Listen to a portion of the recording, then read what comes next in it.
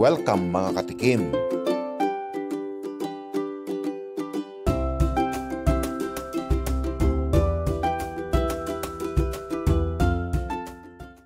Ngayong araw na to ay magluluto ako o gagawa ako ng beef luncheon meat. Oh, yan. Ako ho ay naghanda na rito ng giniling. Ito ho ay lean beef, na giniling. So, ito ho ay kulang-kulang 1 kilo at ito ay ipoprocess ko. No? Ang tawag dito ay homemade luncheon beef ngayong araw na to. Ito ay gagawin ko para sa akin, para sa inyo, para sa ating lahat, para enjoy ho natin. Okay? At tingnan ho natin kung paano po ito gagawin. Yan, red pepper. Pero malalaki ang gayat. Yan. Ito naman ang carrots, oh. Malalaki rin ang gayat niya. Lalagyan natin ng sibuyas. Yan. Garlic. Kunting pickles. Yan, mga isa't kalahating tablespoon lang. Yan. Tapos lalagyan din natin siya ng sesame oil. Yan, mga 1 kutsara lang. Yan. Tapos, Worcestershire. Konti lang rin. Tapos lagyan hose natin siya ng konting basil. Dried basil.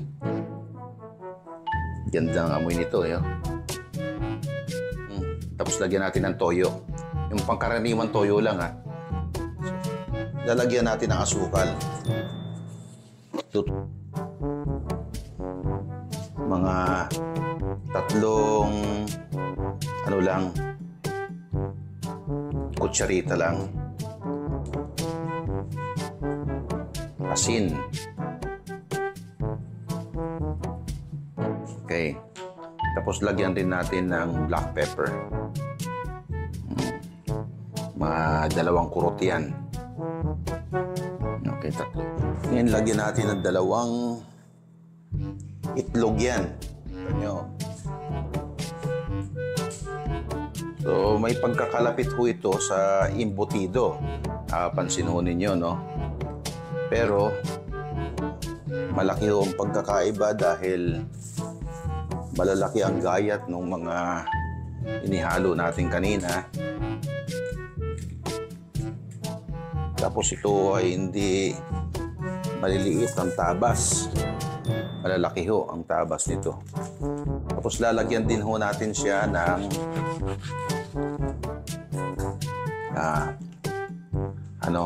cheese flavoring powder. Okay, so tansyahan na lang natin yan, Pero magandang cheese flavoring powder. Konti lang. Tapos ho, ilagyan natin ng all-purpose flour. Marami tayong pwedeng ilagay dito, pero ganda tong all-purpose flour. Pwedeng maglagay ng cornstarch. So, ito ho, dito, pagdating dito, tansyahan na lang yan, Ganyan ho,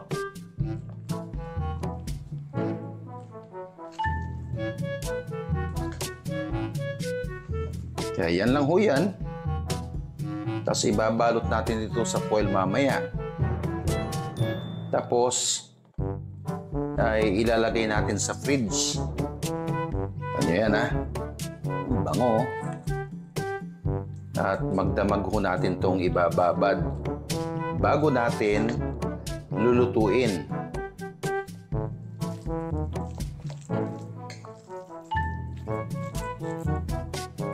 Wow! Hindi pa naluluto pero ang bango-bango na ho.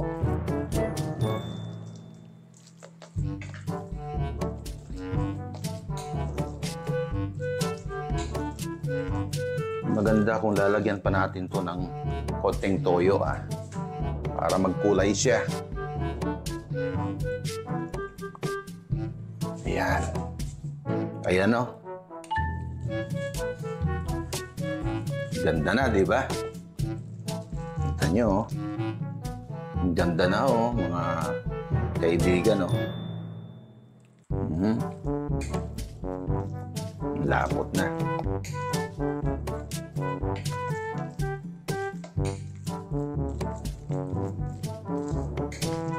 Kaya ako ginayat na medyo malalaki yung carrots natin at saka bell pepper natin para kapag kinain, kasi hahatiin yan isang malaking bloke yan tapos hahatiin, gagayatin na maninipis. So, siyempre, kasama na yung carrots at saka yung bell pepper na may hiwa doon. Kaya ang ganda ng itsura. So, more on presentation po ang dahilan kung bakit ganyan ang aking ginawa. Ngayon, titikman natin.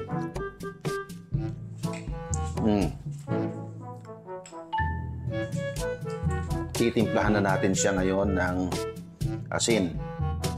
Kailangan ng more pang asin. Pwede rin po itong lagyan ng patis. Kaya lagyan natin ng patis. Liquid kasi ang patis Lagyan natin ng patis. Yan.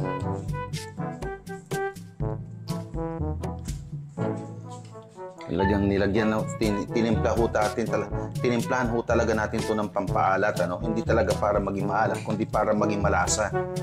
Yan.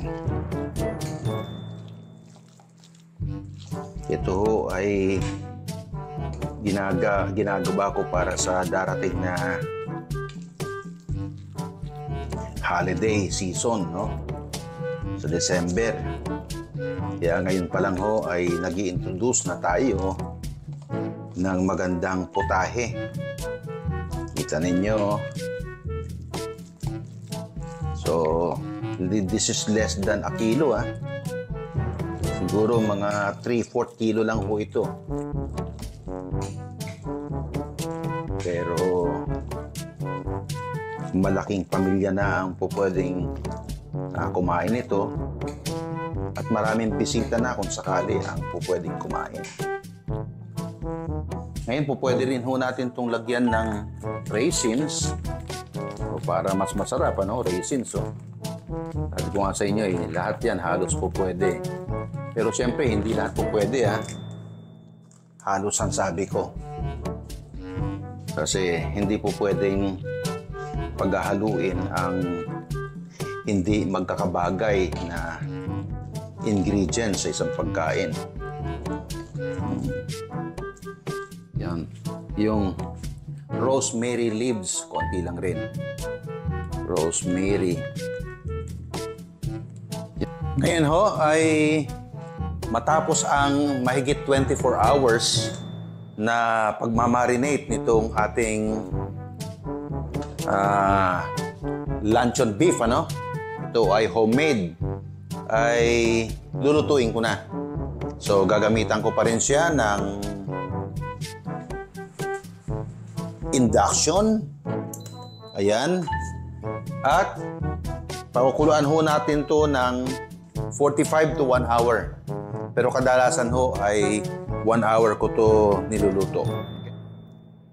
Pagkatapos ho ng 1 hour na pag-steam yan, ay binaligtad ko na ho siya. Okay? At 30 minutes ko lang siyang lulutuin. Steam pa rin naman. Tingnan ho natin Ang ganda Yan. Binaligtad ko na ho yan. Yan ang kagandahan dito sa ginagamit ko ngayon, na nag-i-slide lang talaga siya. Portable lang talaga. Yan. Pwedeng baligtarin. At 30 minutes ho yan mag-i-stay dyan para baligtaran ay lutong-luto ho siya. Kaya naman ganitong ginamit ko, ito ang pinaka-murang pagluluto nito. Imbis na sa oven na mas mahal ho. Okay? So yan. Pagkatapos ho niyan, tapos na. Pwede natin gayatin yan at ipiprito, or pwede nating ulamin as is kasi luto na ho ito talaga. Okay, yan ho ang ating luncheon. Tingnan ho ninyo, ganda oh. Diba? Sarap po. At kung hindi pa po kayo nakapag-subscribe, buksan natin.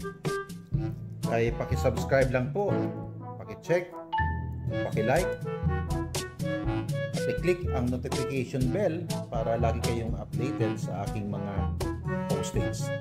Okay?